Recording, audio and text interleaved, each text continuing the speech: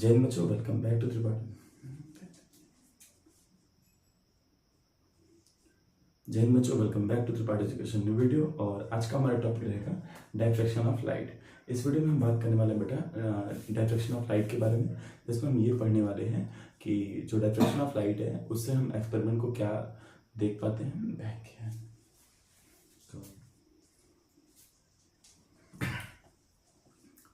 जय हिंद बच्चों, welcome back to Tripathi education new video. और आज का हमारा टॉपिक रहेगा डायफ्रैक्शन ऑफ लाइट।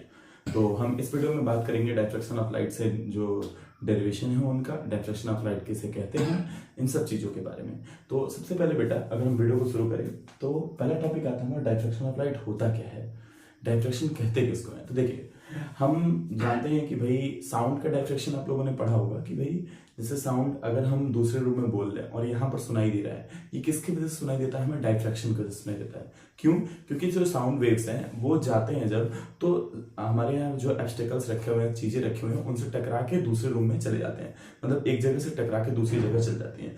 तो ऐसे ही डायफ्रैक्शन ऑफ लाइट का भी यही कॉन्सेप्ट है कि लाइट का किसी भी ऑब्स्टेकल से टकरा के उनके पाथ में जो बेंड आता है, जो उनका पाथ का बेंड है, उसी चीज को हम क्या कहते हैं, डायफ्रैक्शन ऑफ लाइट। मतलब जैसे लाइट यहाँ जा रही है, यहाँ से टकरा के वापस आ गई, ये रिफ्लेक्शन था, ठीक है। लेकिन मान लीजिए कि ये पेन है, ठीक है, लाइट इस पे पड़ी और इस पे टकरा के इधर न जाके ये बेंड हो गई, इससे साइड में अपने पाथ को चेंज कर दी। तो इसी चीज को क्या कहते हैं हम लोग, डायफ्रैक्शन।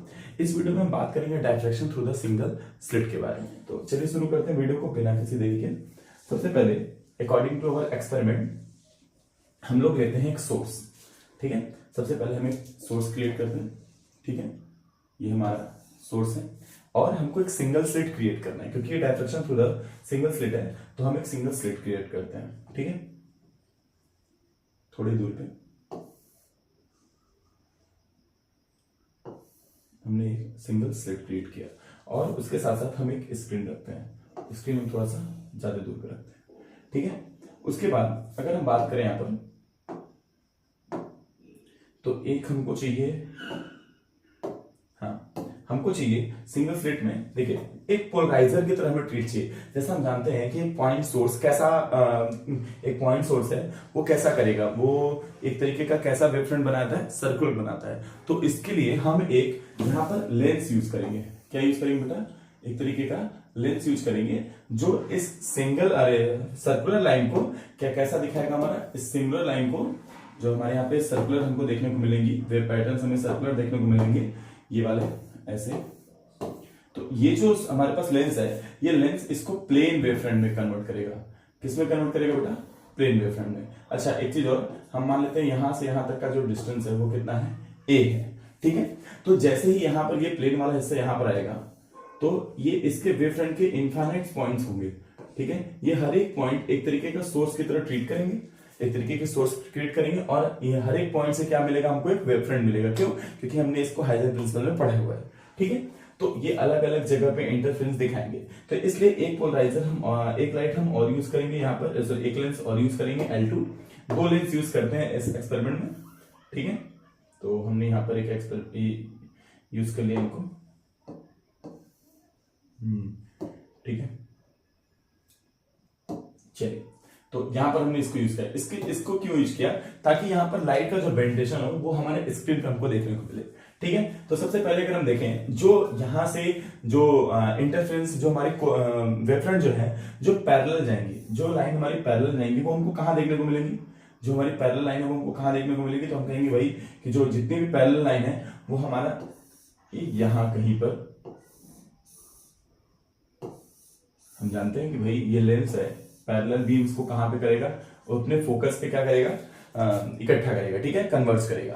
तो इस फोकस पे हमको देखने को क्या मिलेगा, यहाँ ये जितनी भी लाइन जो है वो पैरेलल गई हैं, वो हमारी सब कहां पे जाएंगी, फोकल पे। और इसी फोकल लेंथ के पॉइंट को हम यहाँ पे नाम देंगे क्या, सेंट्रल मैक्सिमा, ठीक है।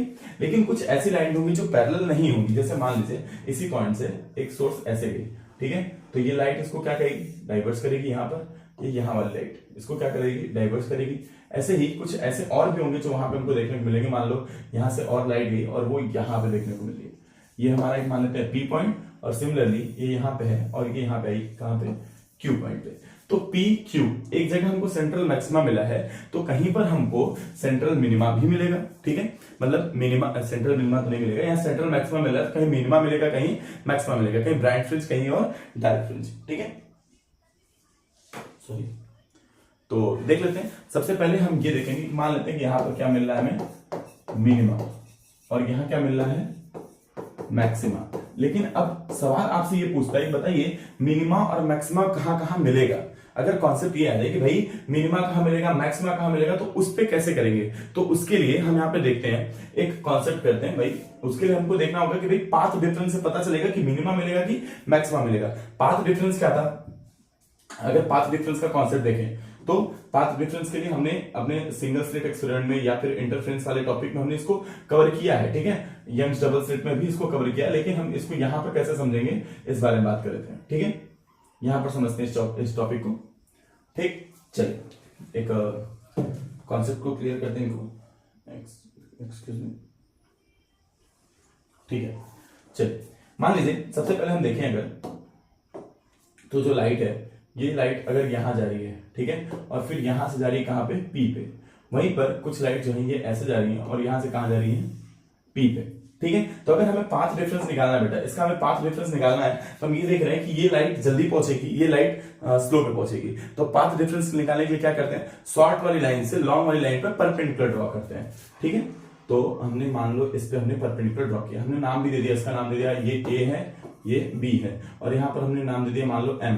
तो जो ये बी से लेके बेटा एम तक डिस्टेंस है ना, ये बी से लेके एम तक वाली डिस्टेंस, ये क्या कहलाएगी, पाथ डिफरेंस। ये क्या कहलाएगी हमारी, पाथ डिफरेंस, ठीक है। और ये सेंट्रल यहां से यहां तक वाली डिस्टेंस को हम मान लेते हैं क्या बेटा, एक्स, ठीक। तो इसको हम मान लेते हैं पाथ डिफरेंस, तो इसको, ठीक है। एक बार हम देखें कि यहां से जो डार्क फ्रिंज है, यहां से अगर देखें बेटा इसको, तो ये भी कितना बनाएगा, थीटा बनाएगा, ठीक है। तो इस वाले से बेटा देखो, पहले छोटे वाले की बात कर लेगा, तो यहां से साइन थीटा कितना आएगा, साइन थीटा आएगा बेटा हमारा bm अपॉन में कितना a, यानी जो कि हमारा पाथ डिफरेंस होगा कितना होगा a साइन थीटा। और बेटा वहां देखो, अगर हम बात करें टेन थीटा की, तो कितना होगा, परपेंडिकुलर अपॉन में बेस, तो ये मान लेते हैं कैपिटल डिस्टेंस कितना है, d है, तो कितना हो जाएगा x/d, ठीक। अब ध्यान दीजिएगा, एक चीज और समझिएगा कि अगर मान लो ये पाथ डिफरेंस कितना होगा, ये पाथ डिफरेंस ही डिफाइन करेगा कि मिनिमा मिलेगा कि मैक्सिमा मिलेगा। तो जब बेटा हमारे ये पाथ डिफरेंस यानी कि a sine theta n lambda होगा, तो हमें मिलेगा क्या, मिनिमा, ठीक है। किसके लिए, फॉर मिनिमा। और जब बेटा हमारा ये a साइन थीटा, सॉरी हाँ, a साइन थीटा हमारा n+1 2n+1 लेमडा होगा, तो ये क्या मिलेगा हमको बेटा, फॉर मैक्सिमा, ठीक है। देखिए वीडियो बहुत ही छोटा बना रहे हैं, इसलिए शॉर्टकट में बता रहे हैं, ताकि आपको जो एग्जाम में लिखना है वो बस कितना लिखना है वही समझिए, ठीक है। बाकी सारी चीजें जो हैं वो आपको एक लॉन्ग वीडियो पढ़ाया जाएगा, तो उसमें आप समझ लीजिएगा, ठीक। ये बस वीडियो जो है वो केवल रिवीजन के लिए, ठीक है, इसलिए बस छोटा बताया जाएगा। तो a साइन थीटा बराबर में कितना हो जाएगा, n लेमडा, तो फॉर मिनिमा के लिए, और फॉर मैक्सिमा के लिए क्या हो जाएगा, a साइन थीटा बराबर में 2n+1 लेमडा, ठीक है। अब मान लीजिए आपसे पूछता है कि फ्रेंच विड्थ का डिफरेंस, फ्रेंच विड्थ कितना होगा, तो उसके लिए मान लो मिनिमा के लिए पूछ रहा है, आपसे क्या पूछ रहा है, मिनिमा के लिए पूछ रहा है। तो फर्स्ट मिनिमा कितने पे होगा, कहेंगे कि फर्स्ट मिनिमा कितने होगा भैया, जब n की वैल्यू कितनी होगी, 1, ठीक है, n की वैल्यू कितनी होगी, 1। तो यहां से कितना आ जाएगा बेटा, a साइन थीटा बराबर में कितना हो जाएगा, लेमडा। लेकिन छोटे एंगल के लिए साइन थीटा किसके बराबर होगा बेटा, टेन थीटा के, और टेन थीटा की वैल्यू कितनी आई थी, x/d, तो कितना हो जाएगा, a x/d बराबर में कितना आ गया बेटा, लेमडा, ठीक है। कोई दिक्कत इसमें, ठीक। सॉरी, ठीक है। तो ये जो हमारा लेंथ है फर्स्ट मिनिमा कहां पे होगा, उसके लिए क्या निकालना होगा, x बराबर कितना होगा, d लेमडा अपॉन में कितना, a। ये था मिनिमा के लिए। अगर मैक्सिमा के लिए निकालना हो क्या बेटा, कि फर्स्ट मैक्सिमा कितना पे होगा, ठीक है। मान लो यहां से हम इसके डिस्टेंस क्या मान लेते हैं बेटा, y, क्या मान लेते हैं, y, ठीक है। इसके लिए अगर निकालना हो तो उसके लिए क्या करेंगे, यहां पर 1 रख लेंगे फिर से, तो ये हो जाएगा हमारा, ये 2n+1/2 होगा, मिस्टेक, ठीक। तो चलिए आज के लिए इतना ही, मिलते हैं नेक्स्ट वीडियो में।